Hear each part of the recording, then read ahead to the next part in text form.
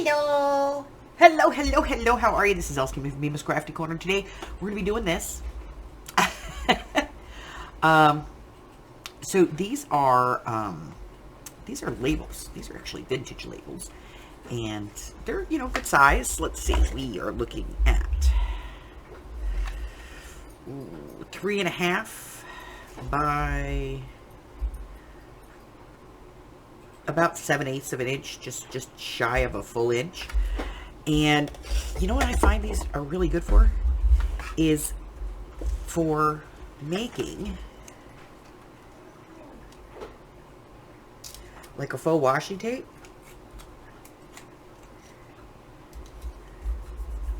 And you can make it look any way that you want. So, I know that's really hard to see on that one, but so we're going to talk about this today, and we're going to do, I'm going to give you the basics for it, and we're going to get some done. So I'm going to get out a supply list, and I will be right back to talk you through the things that you're going to need on this one, okay? I will be right back. All right, so the first one is optional, and that is a low-tack tape for the sides. You're going to want some rubber stamps. Background stamps are real good for this. Postal stamps are real good for this.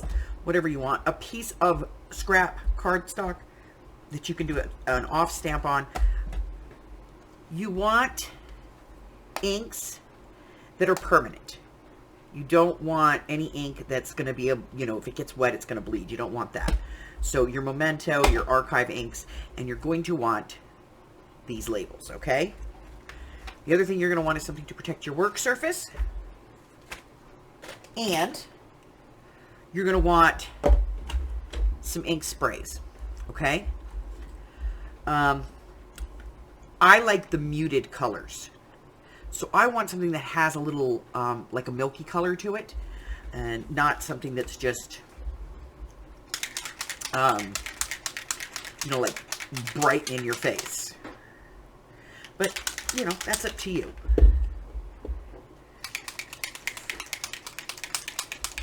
So just make sure that, you pick colors that are muted, okay? I'm going to get set up to get started, and I'll be right back. All right, so the first thing I'm going to do is I'm going to secure these down. And this is going to do double duty. One, it's going to secure them down, but two, it's going to keep any overspray from being on the side, which is a mess to have to clean up later. So I'm just going to put some low-tack tape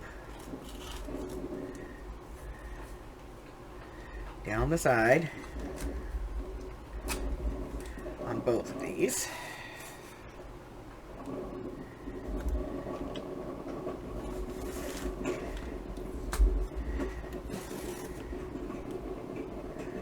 Because I don't want to move it around.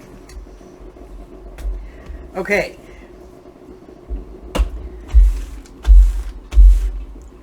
So now the next thing is we're going to be doing some stamping. So I have this one. This is Pebble Beach. It's kind of a grayish brown color. And if you have a big block, you can do this. But most of us don't have a block that's big enough to hold this. So there's a couple alternatives I can give you. One, if you have a shim for your Sizzix,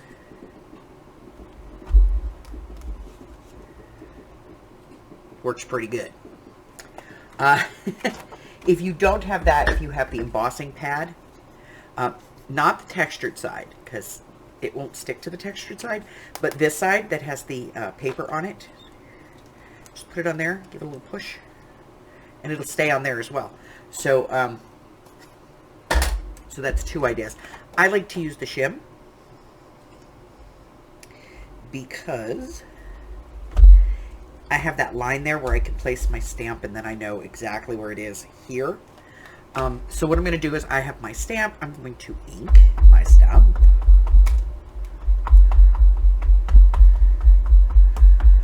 Now, normally when I stamp, I put the rubber mat under it, but I have this paper, and there's about, it's a full pad.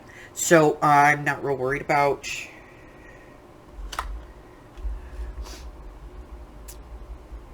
not having enough give. But I'm going to put this on here, and I'm going to give it a nice, see? Okay. Now, here I missed a little bit. No problem. Watch. Link. Throw a little on there. Okay. So we're going to do the whole thing.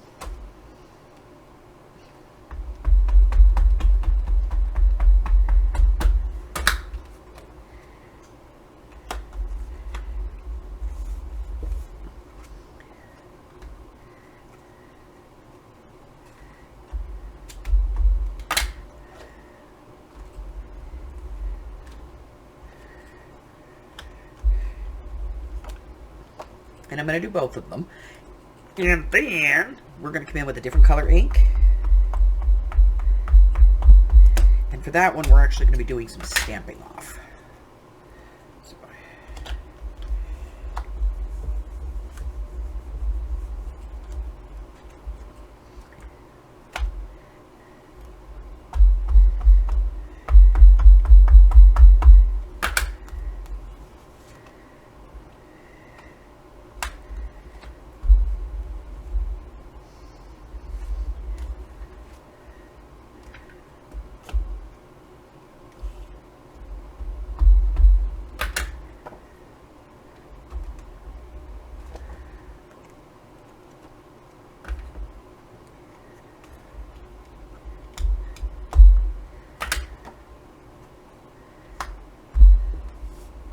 okay, there and there. All right, so I have a base. So now I'm going to cover that up. I'll clean this off in a minute. I'm going to get out my scrap piece of paper, and I'm going to get out my other color. Now, this could be just a darker brown. It could be gray. It can be any color you want. I'm using my black Memento. I'm going to just put some ink on here, stamp off, stamp. Stamp off, stamp. So I'm looking for 2nd and 3rd gen stamps, okay? And I'm just going to put them randomly on here.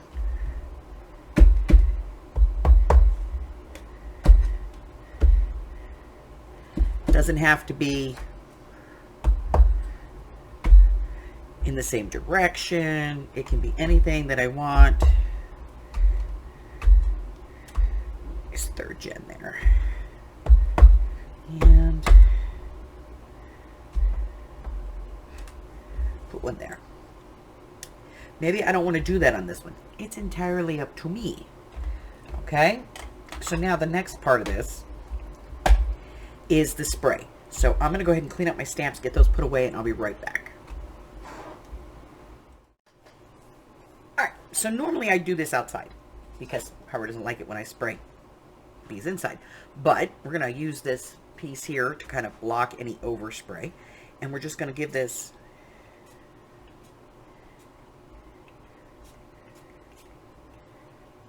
a little bit of zhuzh. Okay?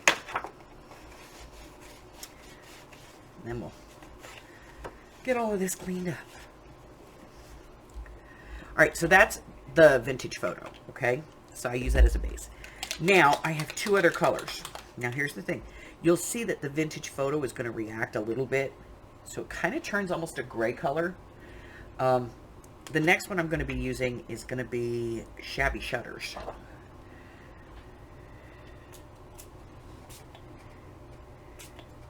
Okay? And then, on this one, I'm going to use a pink. Of course, I'm making a mess, but, you know.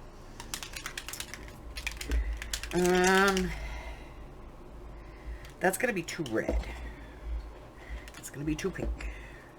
Alright, we're going to do a Mr. Huey's.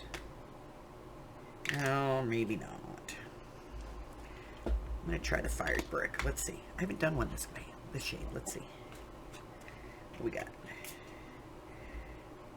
It's a bit much. It's a bit much. But it's okay. It's okay.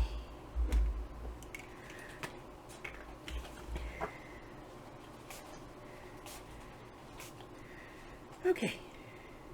We did a lot of color on this one, not so much color on that one. All right, so I'm going to get everything cleaned up, and I will let these dry, and then I'll be back and we'll take a look. Be right back.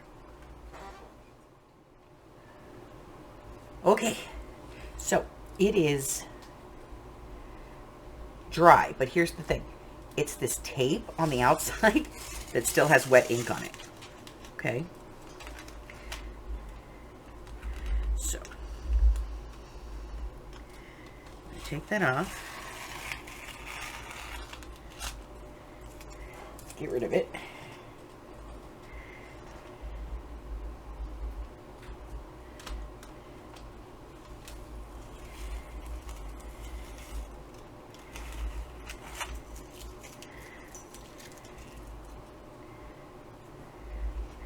Then we're going to take a look at our pieces here.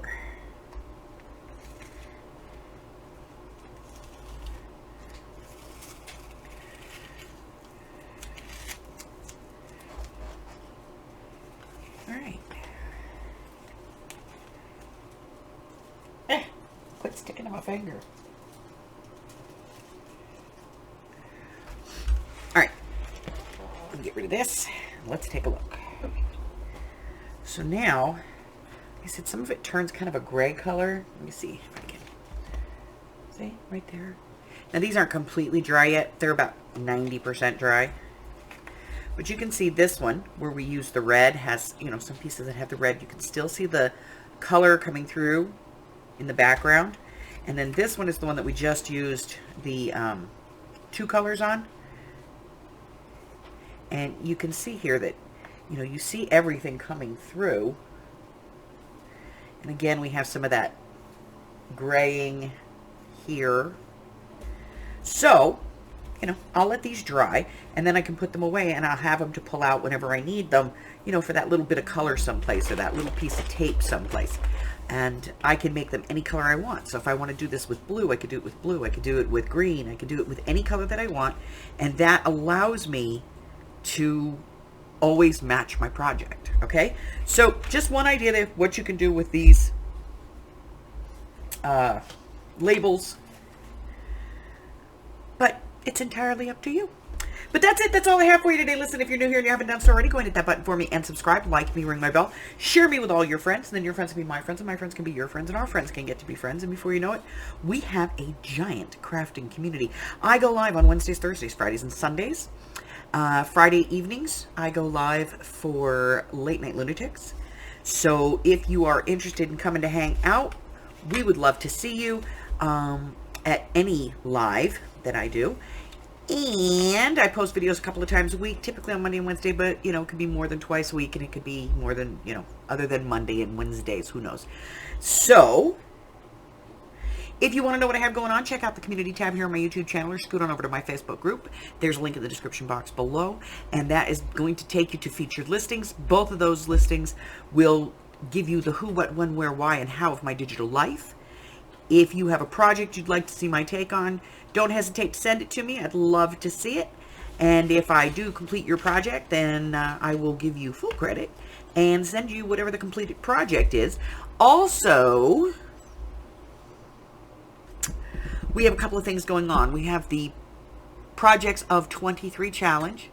There's information in the link in the description box below. It tells you all about it. It's basically 12 projects over the course of 2023 that all use different mediums.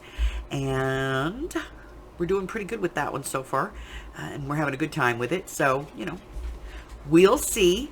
The other thing we have going on are the Minute Mysteries. Those are going on over in the group as well. And we are going to be starting the cold case. So if you're interested in anything that we have going on, make sure that you check it out. Voice your interest. Other than that, I have nothing for you. You have a great day. Bye-bye.